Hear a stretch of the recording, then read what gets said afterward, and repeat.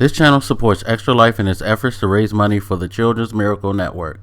For more information about how to donate and join in their efforts, go to the link displayed here. Extra Life. Play games, heal kids. What up, everybody? This is your boy Blak and so we got all the console prices, release dates,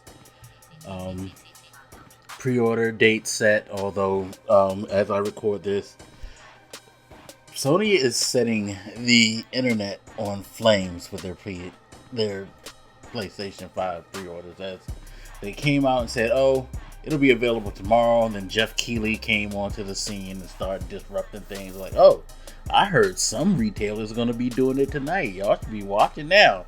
And then all these retailers were like, "Nah, let's start doing it now." Like, I don't know. Maybe it was because they set it to start when foreign markets could buy. I don't know what the fuck's going on. But it went from being able to pre-order on the 17th to the 16th being the day everybody's pre-ordering. Websites breaking. People saying like shit's sold out. People going to the stores already right now to pre-order and shit like that, getting turned away, and like, what the fuck? Shit's crazy. Like, y'all are going nuts over this shit. Which is kind of weird because we're in the middle of a pandemic where a lot of us are broke as fuck. Hands raised, myself, and could barely afford to survive like this shit, let alone get a goddamn PlayStation. So I'm pissed and mad at y'all because I want a PlayStation 5. Anyway, so I've already pretty much said what I am interested in. But that's just for me. I kind of wanted to do this video just to kind of give my thoughts and opinion on what each of the systems kind of break down to and who I feel like they are intended for. So I guess we should start from the bottom to the top. As far as pricing goes, I'm not rating these as far as like how good the systems are, although in a way the pricing kind of, oddly enough, shakes it down to where you get a sense of like where things are on a power level scale, almost anyway. So the Xbox Series S, which is touted as their option for those who, you know, don't really care about having the like really super high-end console. Just want to play some games, be able to play, you know, to hit the 1080, 60 frames per second at the minimum. Although it'll allow you to go to 120 frames per second, and you can get 1440 on it, so you can, you know, get a higher resolution than 1080. And I'm sure with people using checkerboarding and things like that, you can kind of get a sort of 4K experience, even though you're not getting a true 4K experience. You know, it's got half the storage capacity, no disk drive, much smaller, and of course you'll still be able to get things like Game Pass. And then with Microsoft's like pricing plans that they have now, where you can basically do like a cell phone financing thing, it's pretty cheap. I think that one's about $25 a month, so it's pretty cheap. And they give you an option to upgrade to the Series X if you choose to bump it up. You know, you don't have to be stuck with it. You can just go to a retailer, give them that one back, and get another one. Again, it's kind of like a cell phone deal. And then of course you have Game Pass, Game Pass Ultimate. You know, gets you a bunch of games. You can connect to the internet to play games with Game Pass Ultimate. You know, and then the games for gold and things like that. So that adds value to it. But I think that was more for the people who just don't really care enough to want the like full bells and whistles, who just want to be able to play current games, and that's it. You know, as I said in the previous video, it's probably the system for those people who just want to play the annual sports games and the annual, shooters, things like that, um, aren't going to move around and play a lot of different games, basically. Um, I think that storage kind of like holds it back, only having 512 gigabytes. Um, and yeah, I think that's just for people who aren't looking to invest a lot in their gaming habits. All right, so next up would be for $399 the PlayStation 5 Digital Edition. Now, it is definitely more powerful than the S. People have, of course, been going back and forth over what's more powerful, the Series X or the PlayStation 5. And it looks like a lot of people are saying that the Series X is the more powerful one. Or at least as far as raw numbers. Sony's claiming that the way that they designed it, they're able to optimize certain things and to give you a better experience overall play wise. We don't know. It's all speculation at this point. Again, you're gonna go raw numbers, yeah, Series X. But saying that you're going to outperform your competition when we don't really have much of a basis on that, bold claim, but man, that's what you gotta say, I guess, when you're in the market. That being said, this is the thing that makes the Sony console kind of more intriguing in my mind.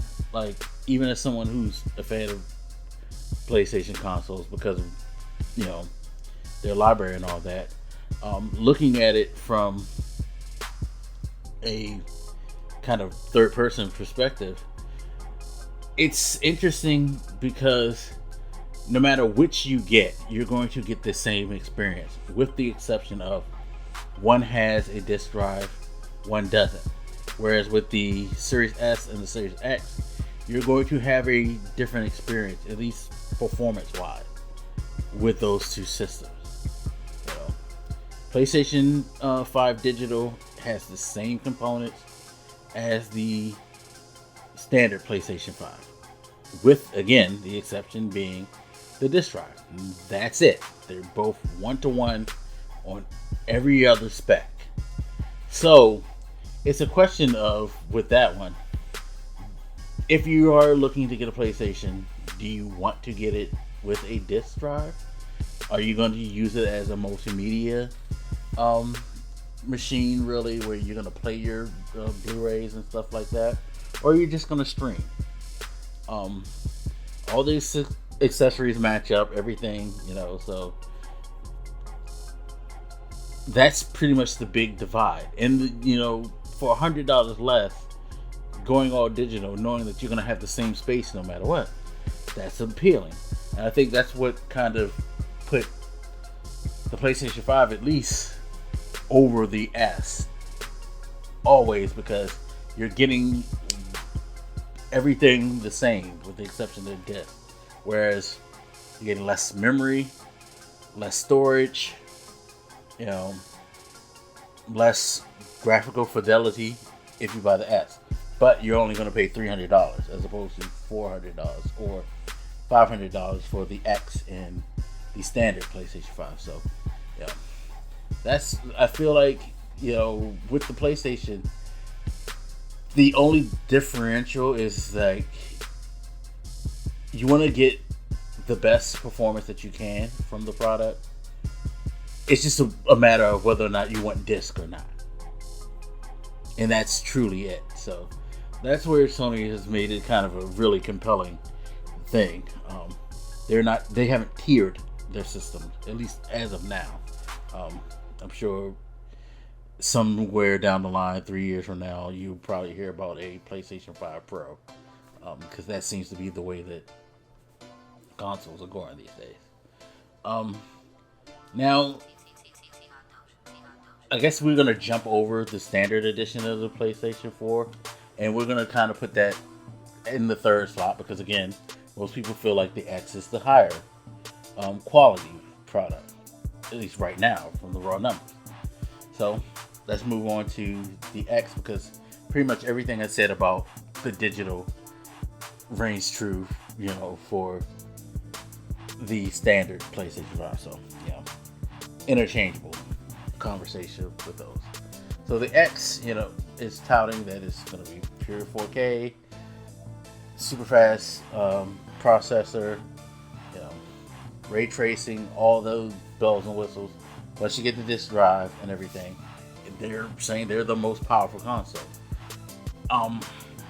And again, it kind of holds true the same that it holds for the PlayStation 5. It's like, if you want the best performance out of your console, now the biggest differentiator is game library. Are you really trying to get a ton of exclusives? Now, Microsoft has said that they have 15 studios working on a bunch of exclusives. I think the problem with that narrative is that this is the same narrative that we were given when the Xbox One was introduced. They came out with the same exact number, oddly enough, 15 studios working on games, which we didn't see that many come out. We even saw games like D4 start and then didn't even complete itself. We saw tons of studios close, projects canceled, things like that. So, if Microsoft is going to put out that, put the output to kind of match, not necessarily match, but at least kind of maintain a good pace with Sony's, that's going to help. I think Game Pass, of course, is a very, very strong component, because again, you're getting a bunch of games, over 100 games for free. They're going to shuffle in and out, but you will get all of Microsoft's exclusives. More importantly, you'll be able to get all of Microsoft's exclusives on release date just by having Game Pass, not having to buy it. So that helps. And the compatibility thing, I think, is another thing, because Microsoft is claiming that every Microsoft console's library is pretty much going to be open to the Xbox series of consoles. So you can go back to 360, whatever games that are going to be backwards compatible, you can go back to 360, One, whatever, and play them on your Series S or Series X. So that's a draw. So the biggest selling points for Microsoft, again, as with the S, Game Pass, the backwards compatibility library, and just the idea of owning the more powerful of the systems. And again, we haven't seen real world performance being really broken down, so we don't know how true that is, but as of now, that's the narrative. So that is what you have to expect and think about when making these purchases. Like I said, for me, my mind's already made up.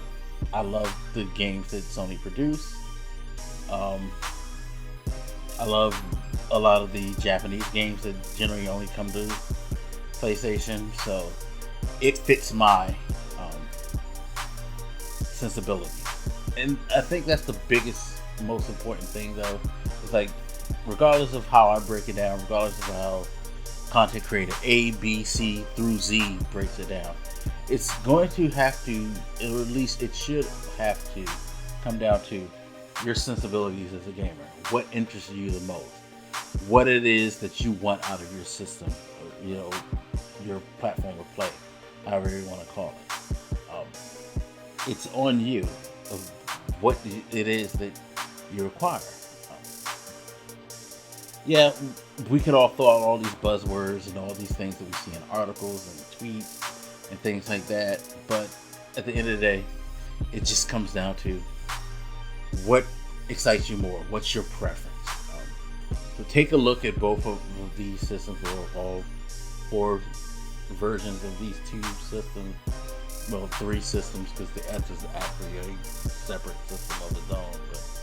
But take a look at those three and see what grabs you the most. take a look at the library, the value. I will say this: I forgot to mention PlayStation has something now called the PlayStation Plus Collection, which is a collection of top tier PlayStation 4 games that are going to be available to people who have a PlayStation Plus subscription. But I guess one reason why I think I don't throw that out is because we don't know if this means an adjustment in price for PlayStation Plus. Because right now it's $60 a year. Is this going to be extra cost? Are they going to bump that up to $70? Like they did the prices of some of their games and things like that. Like, who knows? Who knows? So that's why I kind of didn't throw that in as a caveat to lobby in their favor.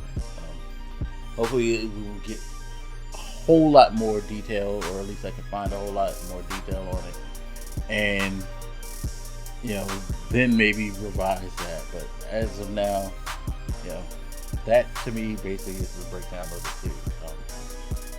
Or the two companies, not two systems. Goddamn, having all these versions of systems is kind of weird, I have to say, because it's not like every other generation now, where you got a PlayStation and Xbox and then Nintendo. Everybody has different versions of their stuff now. It's just crazy. Anyway, as always, you guys feel free to hit me up. Let me know what you're thinking. I'll holler at you later. This your boy Blak, making some out. Peace.